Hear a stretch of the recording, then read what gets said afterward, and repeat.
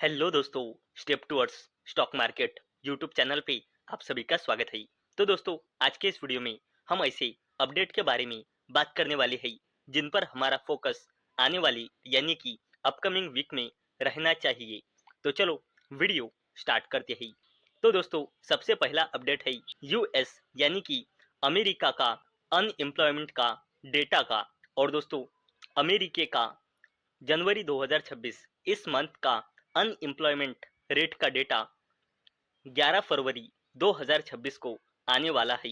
और दोस्तों, उम्मीद है कि अमेरिके का अनएम्प्लॉयमेंट रेट आ सकता है जनवरी 2026 का 4.4%। लेकिन दोस्तों, एक्चुअल में कितना आएगा ये तो हमें 11 फरवरी 2026 को ही पता चलेगा। और दोस्तों, अगर हमने थोड़ा प्रीवियस डेटा देखा तो आप देख सकते हो नवंबर का अनएम्प्लॉयमेंट रेट का डेटा जो 16 दिसंबर को आया था, यहाँ पे उम्मीद थी 4.5% आएगा, पर आया था 4.6%।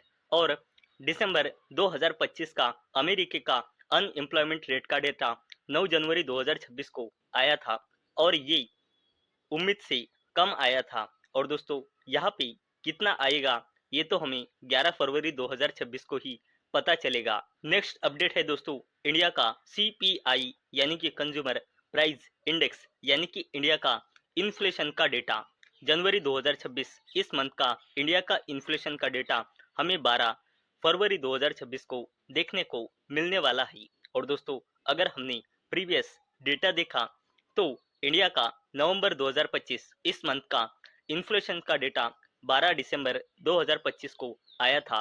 उम्मीद थी 0.70% आ सकता है, लेकिन एक्चुअल में आया था 0.71%। इंडिया का इन्फ्लेशन का दिसंबर 2025 इस मंथ का डेटा 12 जनवरी 2026 को आया था।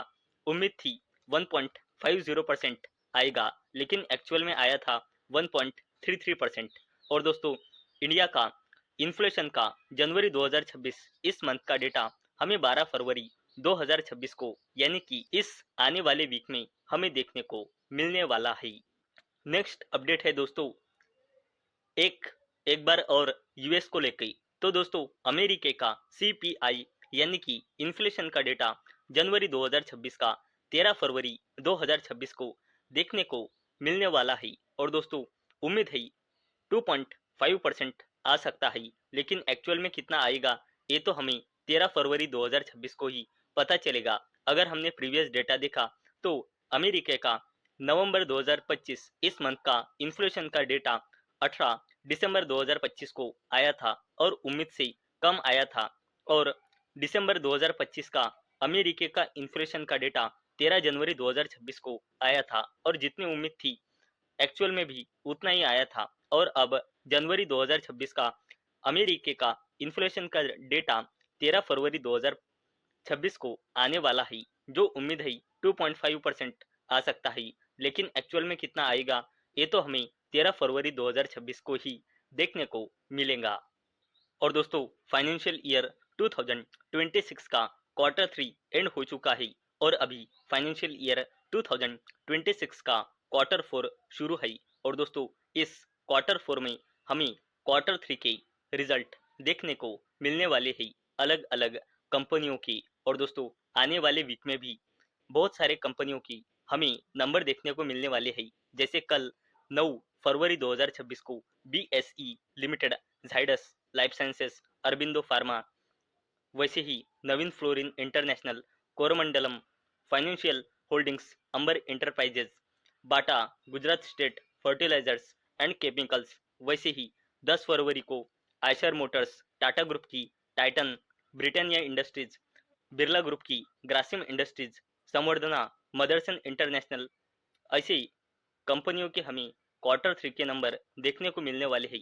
वैसे ही 11 फरवरी को डिवीज लैबोरेटरीज, महिंद्रा एंड महिंद्रा, अशोक लीलैंड, ऐसे कुछ कंपनियों के क्वार्टर 3 के नंबर देखने को मिलने वाले हैं। वैसे ही अमरा राजा का भी देखने को मिलने वाला है इस वीक में। वैसे ही अगर हमने आगे देखा तो 12 फरवरी 2026 को हमें Hindustan Unilever, defence company Hindustan Aeronautics, oil and natural gas, Coal India and Hindalco, ऐसे कुछ कंपनियों के नंबर देखने को मिलने वाले हैं। 13 फरवरी को टोरेंट फार्मा, अल्केम,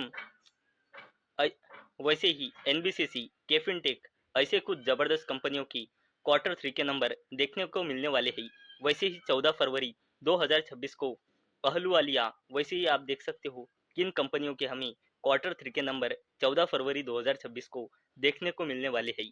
और दोस्तों आने वाले वीक में हमें कुछ आईपीओ भी है जो सब्सक्रिप्शन के लिए ओपन होने वाले हैं, जिसमें 2 मेन बोर्ड है और एक एसएमई आईपीओ शामिल है।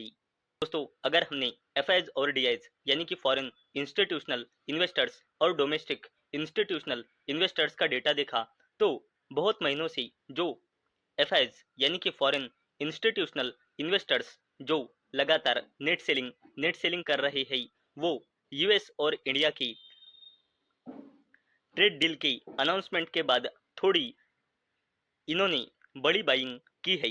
अगर 3 फरवरी को देखा तो एफआईज ने नेट बाइंग की है 5,236 करोड़ रुपए की। वैसे ही 6 फरवरी 2026 को भी 1950 करोड़ की नेट बाइंग एफआईज ने की है और बाकी की सेलिंग भी पिछले वीक में एफआईज ने यहाँ पे की है। और दोस्तों दूसरी ओर हमारे डीआईज लगातार बाइंग कर रहे हैं। सिर्फ शुक्रवार को 1265 करोड़ की नेट सेलिंग डीआईज यानी कि डोमेस्टिक इंस्टीट्यूशनल इन्वेस्टर्स ने की है। तो दोस्तों मुझे उम्मीद है आपको ये वीडियो पसंद आई होंगी। तो दोस्तों अगर आपको ये वीडियो इन्फॉर्मेटिव लगा हो तो इस वीडियो को लाइक करें और चैनल को सब्सक्राइब करें। तो चलो मिलते हैं अगले वीडियो में, तब तक के लिए टाटा, बाय बाय।